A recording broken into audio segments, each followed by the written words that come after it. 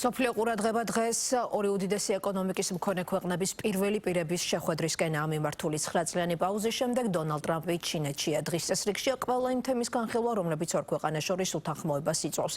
სახალხო კრების შენობაში ლიდერების თითქმის 2 საათიანი შეხვედრა პოზიტიური გზავნილებით დასრულდა. ტრამპისა და სი ძინპინის განცხადებებში მეტოქეობის დასრულების და პარტნიორობის გაღრმავების სურვილები იკითხება. მათი საერთო პოზიცია, რომ ჩინეთ-ამერიკის სტაბილური ურთიერთობა მთელი მსოფლიოსთვის სარგებლის მომტანი იქნება. ერთად ვმართოთ ურთიერთობების უზარმაზარი გემი. ეს სი ძინპინის დღევანდელი სიტყვებია. განიხილეს ახლო აღმოსავლეთში მიმდინარე მოვლენები და ჰორმუზის სრუტის ბლოკადა, რომელიც ახლა მთელი მსოფლიოსთვის გამოწვევაა. თუ თეთრი სახლის მიერ გავრცელებულ ცნობებს დავეყრდნობით, ლიდერები შეთანხმდნენ, რომ ირანს ბირთვული იარაღი არასდროს არ უნდა ჰქონდეს. ეკონომიკური თანამშრომლობის გაძლიერების გზებთან ერთად მთავარი თემა იყო ტაივანის საკითხი, რომელთანაც ამერიკა არაოფიციალურ ურთიერთობებს ინარჩუნებს და რომელიც ორი ქვეყნის ურთიერთობაში მნიშვნელოვან პრობლემად სახელდება. არაერთი სადავო და დღემდე გადაუჭრელი საკითხის ფონზე, რაზე შეთანხმდა დღეს ორი ქვეყანა. თაკო მუშკუდიანი დეტალებით.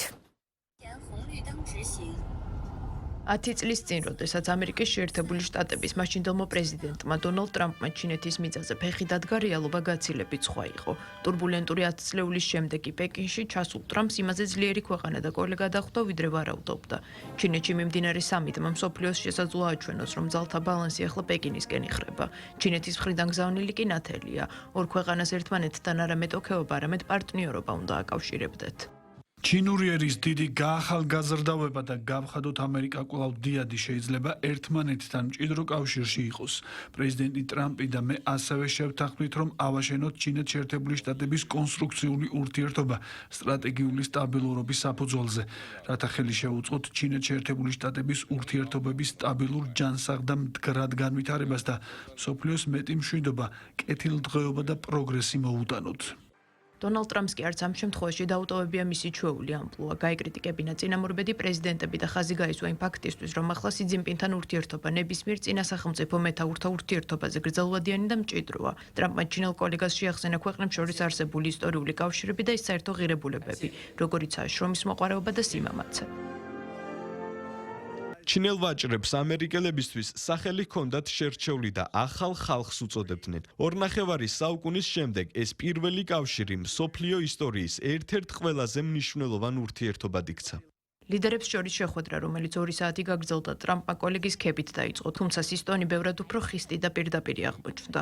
სი ძინპინმა ტრამპი გააფრთხილა, რომ ტაივანის საკითხმა ქვეყნების შესაძლოა კონფლიქტამდე მიიყვანოს.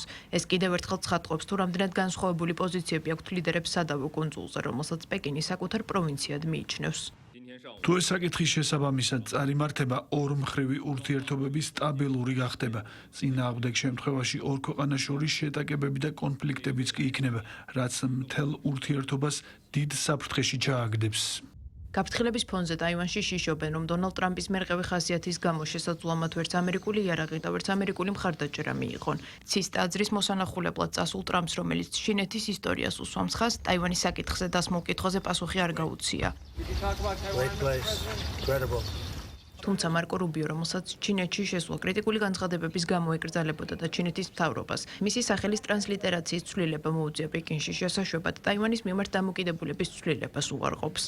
ამერიკის შეერთებული შტატების პოლიტიკა ტაივანთან დაკავშირებით ამ შეხვედრის შემდეგ უცვლელია. ისინი ყოველთვის აყენებენ ამ საკითხს მათი მხრიდან. ჩვენ კი ყოველთვის ვაფიქსირებთ ჩვენს მოსაზრებას და შემდეგ სხვა საკითხზე გადავდივართ.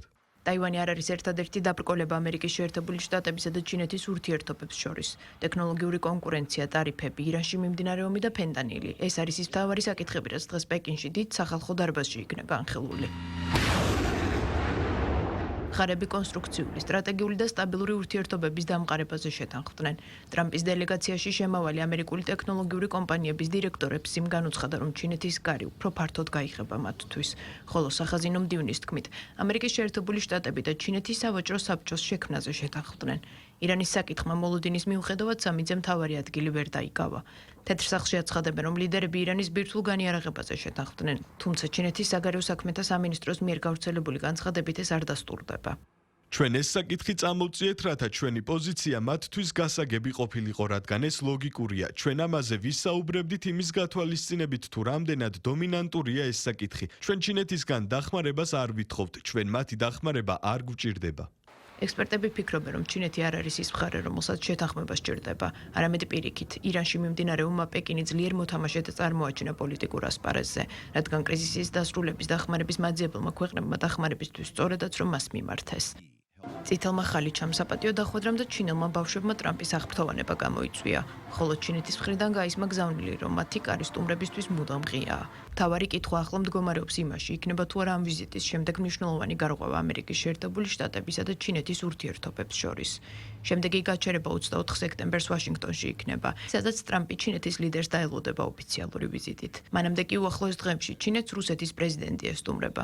მოსალოდნელია, რომ ლიდერების საუბრის ძირითადი თემა ახლო აღმოსავლეთში არსებული ვითარება და ირანში შეერთებული შტატების სამხედრო ოპერაცია იქნება.